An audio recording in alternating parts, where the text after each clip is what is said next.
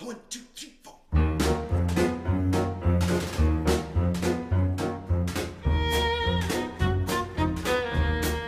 You're about to see an example of the open minds concept, a very exciting, innovative way of getting children learning in the community.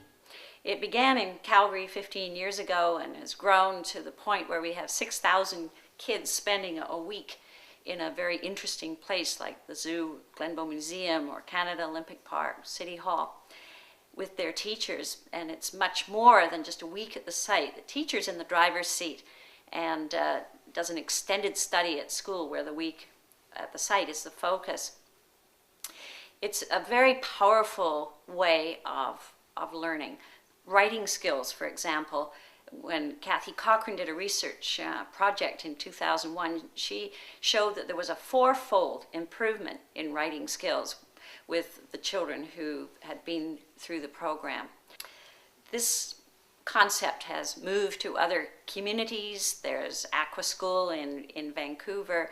There are 9 sites in Edmonton. There are some in London, Ontario. Michigan has some. And here on the Sunshine Coast of British Columbia, we have a site operating at the Iris Griffiths Centre, the conservation area. And this is a new program that we're trying out at the museum, the Sunshine Coast Museum and Archives in Gibsons. So this shows very nicely how this idea doesn't have to be in a big city, doesn't have to be in a large museum or a zoo. It can work in a small museum. So sit back and enjoy. You're about to see some fabulous stuff. You're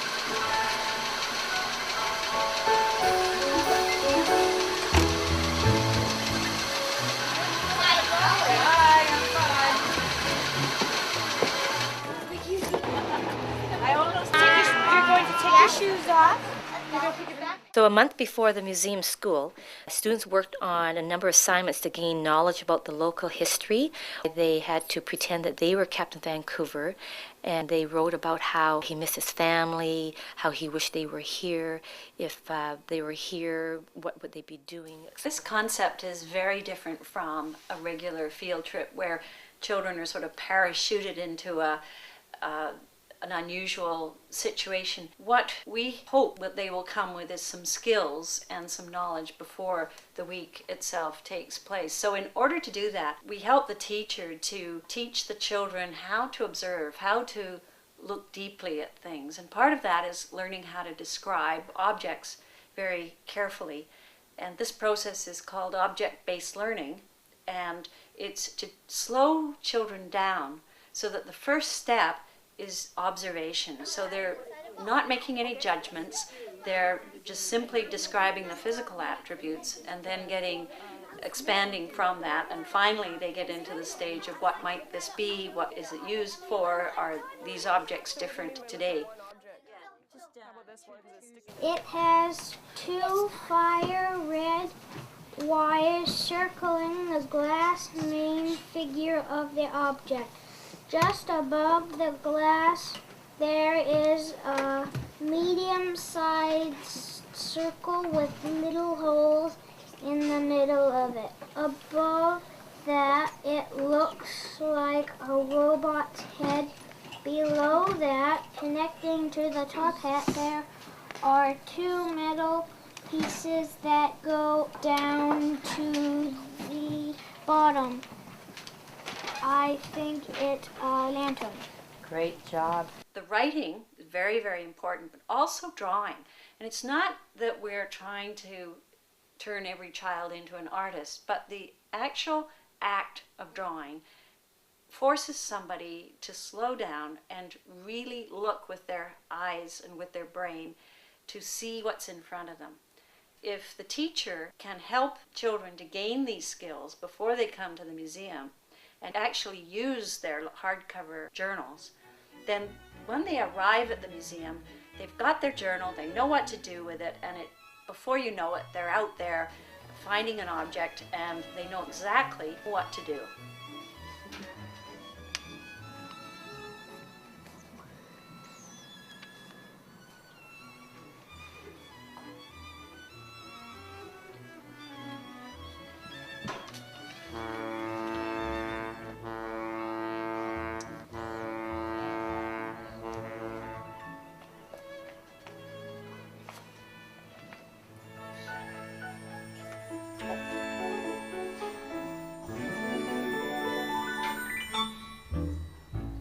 reason that it's important that children are immersed in this exciting environment is that the first day, the first time that they go, they're in what John Falk calls a novelty effect. And it happens to all of us, whatever age we are, when we're in a new situation. So you'll notice children, when they go to a museum or a science center or a zoo, they're surfing. Sometimes we call it the pinball effect. So they're exploring everything and they're very excited. So the actual learning that happens is very little. Hello? So Yeah, pizza. they have to get that out of their system, and they need to explore the site. But once that's done, then they can calm down, and then they start to notice more and more about what is actually in this museum. And even a small museum holds an awful lot of material. So we find that as the week progresses, there's a pattern to the behavior. So Monday is that surfing excited stage. Tuesday, they're calmer, they get off the bus, they kind of know what's going on. Wednesday, they're starting to have a real connection. Thursday, boy, that sense of ownership just clicks right in. This is their place. This is like coming home. Friday's the last day, and they're sad to be leaving, and they know it's their final day. And it just seems to be that you need the full 5 days. Even 4 doesn't work as well.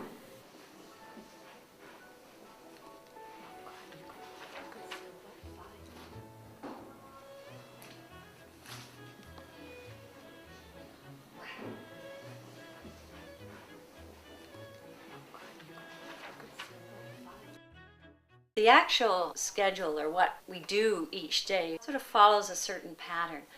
They do need time every single day, at least an hour, when they are able to choose, and choice is very important, when they're able to choose where they want to go in the museum, to find an object that appeals to them, and then have time to really absorb, to write, to draw, to connect to that object.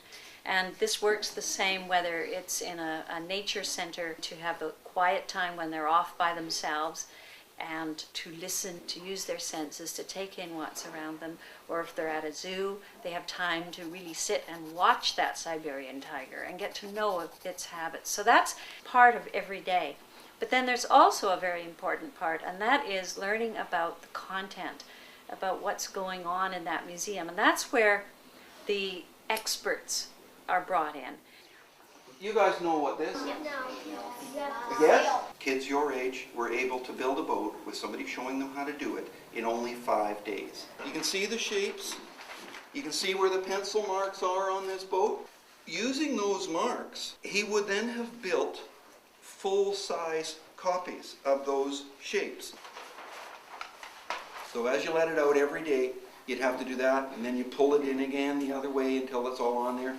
You pull the fish over the side, whack it on the head, cover it with the cloth, put a new piece of fresh herring on, because, I mean, do you like eating somebody else's food? No. No. And you can't get a second fish on the same herring. My home moment was when that I learned that they kept a place in the boat to keep fresh water, so they can put the herrings in, so they can catch salmon and fish. Okay. What's the importance of keeping that herring fresh, Allie?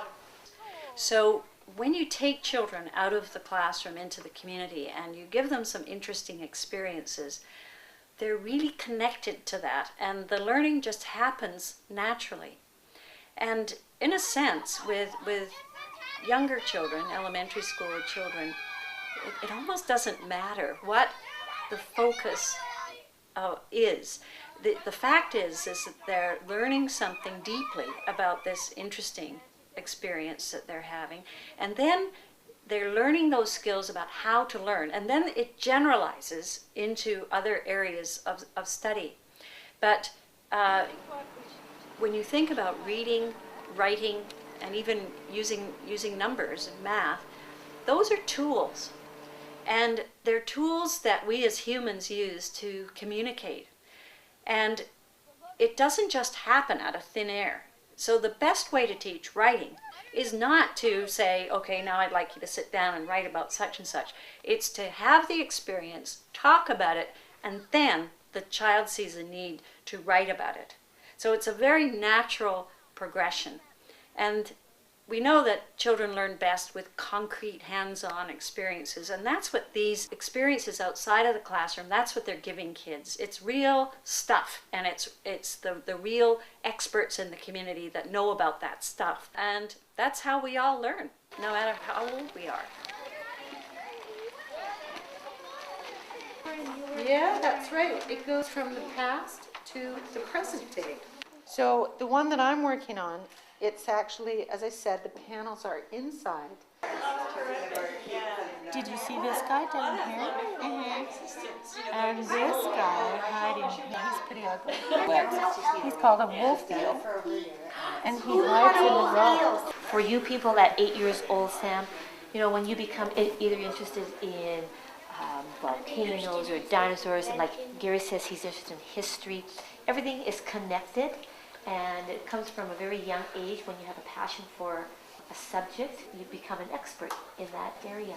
See how small that ship is? It's only Is his name Mr. Cook? No, it's not Cook. Oh. Captain Vancouver. He was a Spanish fellow. His name was, no one knows his name. His name was Narvaez. Narvaez.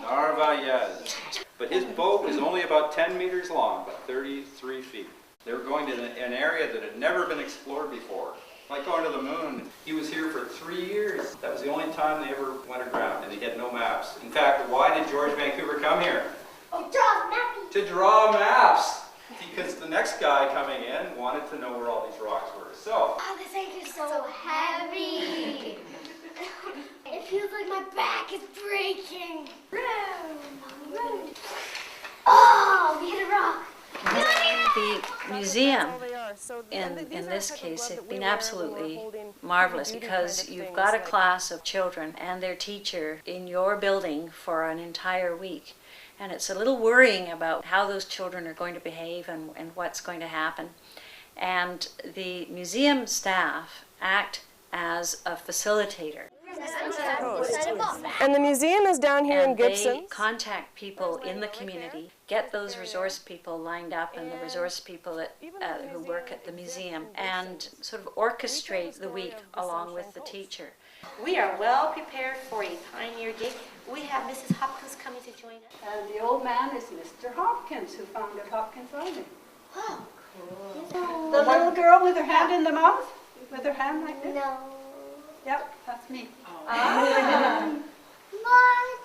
I was born in 1927, so put up your hand if you know how old I am. Something that we discovered is that parents become a big part of this equation. We need parents to come as volunteers, because it's the children are often working in groups. So parents are valuable to come in and to work with children. But we found that when you give them a journal and you help them to know what the expectations are to write and to draw, they take off. They are learning too. And they're marvelous role models for those children around them. So the parents that come to the site get a lot out of it. But you know what? At home, when we hear this over and over again, that the parents hear about what's going on every day from their kids, and they get all excited about the site. And pretty soon, once the week is over, the kids are dragging the parents to the site, and entire families show up. And this, we found that it has an impact for years to come. It really does affect how that family unit is learning together. Do a parents' journal. Yeah, do a parents' journal. Who recognized this? I don't I think know it is. Ben, what is it? So what this concept does is it puts the teacher front and center. They're in the driver's seat. So it's as if the teacher is able to pick up their classroom and put it down in this really interesting place. And then the staff in that place facilitate. They work with the teacher to make this a week that's connected to what the teacher wants to do in their studies at school. It's not a week on its own. It's a week connected to the big plan, a big study that the teacher is doing at school. And teachers know their kids. They have that relationship with those children. The site doesn't. I mean, it doesn't matter if you're the world's expert in rocketry science, you do not know those children. The teacher does. So even though the teacher may not be the expert, they're the best ones to funnel that information to their students. And because of that, they will do a lot of work before they come for the week. They do a lot of work afterwards. So that week becomes an extended study. And we've discovered over the years that teachers are incredibly creative. Teachers flourish in this kind of atmosphere because teaching is a very isolated, sometimes lonely activity. You don't get a lot of feedback. What this does is it puts you're working in collaboration. The teacher is working with other professionals, and it's truly a team situation. So everybody's giving and everybody's taking, and they're working together, and it's an incredibly valuable professional development experience because you're trying new things, you're risk-taking, and then you're getting people saying, yeah, that really worked well, or this, maybe next time you want to try such and such. It's very positive, and I firmly believe that it changes teachers' practice. My vision is that we take schooling, which is really an industrial model. It's only been around for about 120 years. We change that, and we help children learn in the broader world, in the community. It doesn't matter how good a teacher you are, when you're stuck in those four walls, it's very sterile. So let's open up the community to children. Don't keep them separated the way we keep them now. And I think all places should be built with classrooms integrated into those buildings, that everybody who works at a museum or a city hall or a science center or a factory should have an opportunity to help educate our kids. And that doesn't mean we don't need teachers. Teachers are the professionals, but they can work hand in hand with those experts, and everybody wins. So that's my vision. We change the way we school our children, and that way we won't have the dropouts, we won't have the children that are bored to death. We will have real learning that is happening for everyone. I'd probably have to like meeting all the new people and all the people that have been through all these things on the Sunshine Coast.